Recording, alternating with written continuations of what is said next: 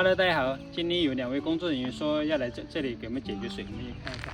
现在在这里了解一下我们村里面没有水的原因，然后村里面的这些奶奶也在说哪里有水，哪里没有水。现在村里面的领导都在了解情况，然后看一下我们这里具体的发展方案。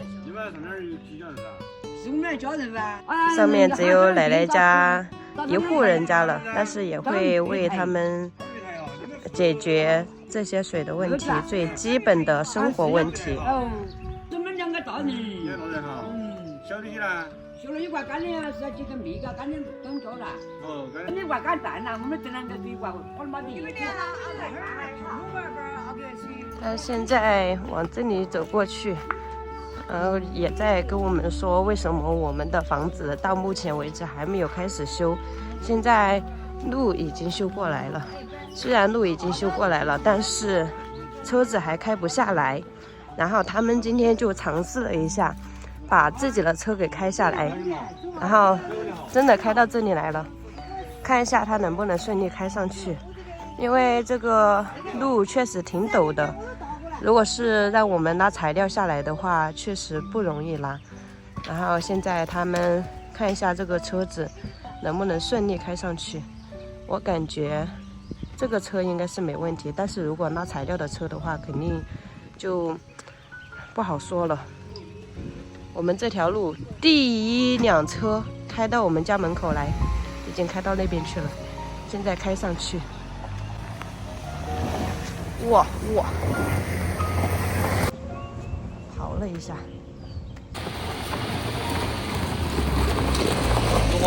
可以，开上去了，还是可以的。这个路成功的开到了大马路，看来这条路开这种市区的越野车是没有问题的。如果是我们的车开下去的话，肯定会刮底盘。现在我们要带着工作人员去寻找水源，他们说在水源处能不能建一个大的蓄水池，然后把那个水引过来，不知道这个位置能不能引到这边来。这个路太窄了，大家看，这里面只有1户人家，而且没在这里居住了，是在这里面养鸡养牛。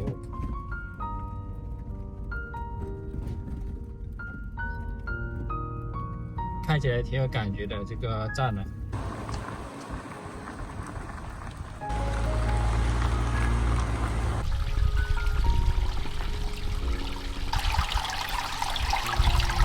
把那个扶起来就来啊！咱弄起来有点路。这个沟就是以前水冲出来的。关键是它这个水，是常年的月都是这样。是啊，我们就是去年大天干也9个头水进来都有水。哦，水源就是。等会儿你等，还是就上头那个。这个样整进去了吧？啊，最干净。就是它就是。这里的这个水是源源不断的，从来没有干过。这里离我们房子的那个位置应该有200-300米的距离。你起码走了要么通过水，通过它这个那个长期。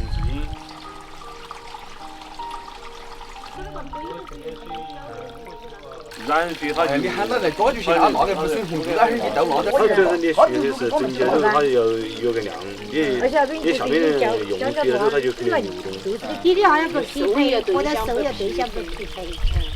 必须要给好多弄20噻。还是感觉水源不够，这个水量不太大，虽然说源远流长，但是它的水量不够大。他们说要找到这里出水的源头，然后在源头建一个蓄水池，它的供应量才足够。如果在下面建蓄水池的话，万一上面源头没有水了，然后下面也就没有水了。我们就在这高速群里边儿，在高速群里边都叫房子了。一般。水源已经找到了，但是生意的结果还没有出来，现在准备回去了。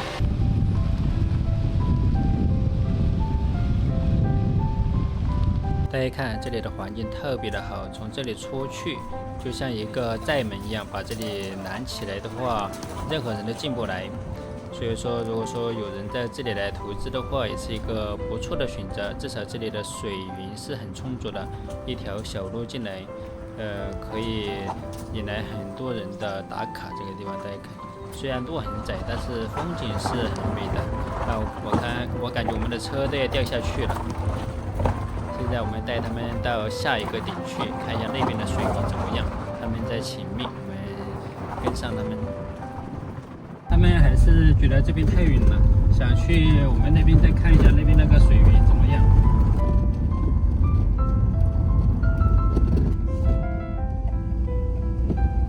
大家看这个位置，看我们的房子是不是很漂亮？这里的水源也是源源不断的。我们有水神，你给大家解释。有。水质或者嘛不得管。不到用了，小米的不得行。小米高音了。小米管10块钱了。稍微是，两头脚用就能了。这里的水流就是太小了，不是距离太远了，就是水流太小了。带他们看了这里，他说这个水量太小了，那边又太远了。我们去第3个点看一下，就是丰塘里基地的那个水源。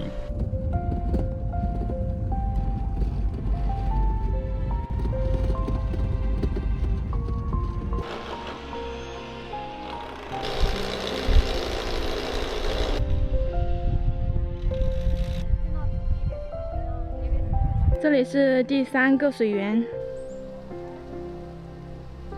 这里的水也是不断的，但是离下面太高了。如果要在这里建一个大型的蓄水池，那些材料和人工肯定是不得了的。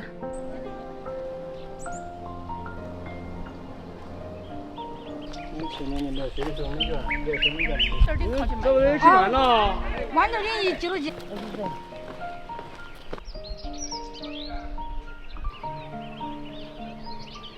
今天的天气特别热，按照这个天气来的话，可能今年又要大天干了。他们就是找相关的部门来说，要把这里的水源给解决掉，然后带我们看了好几个水源的地方。上面呢看了一下，那个水确实太小了，这沟里面他们也觉得小，但是那边的水源比较充足，他们觉得有点远。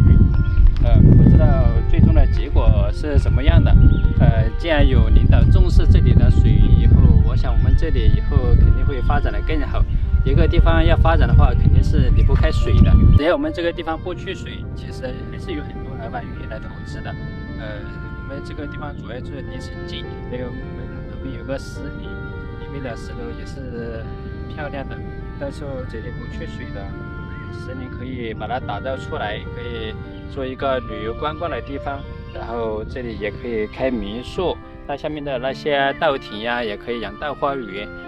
这样的话就可以多元化的发展，就不限于只是我们在这里，就可以让更多的人参与进来，像这样这个村就又热闹起来了。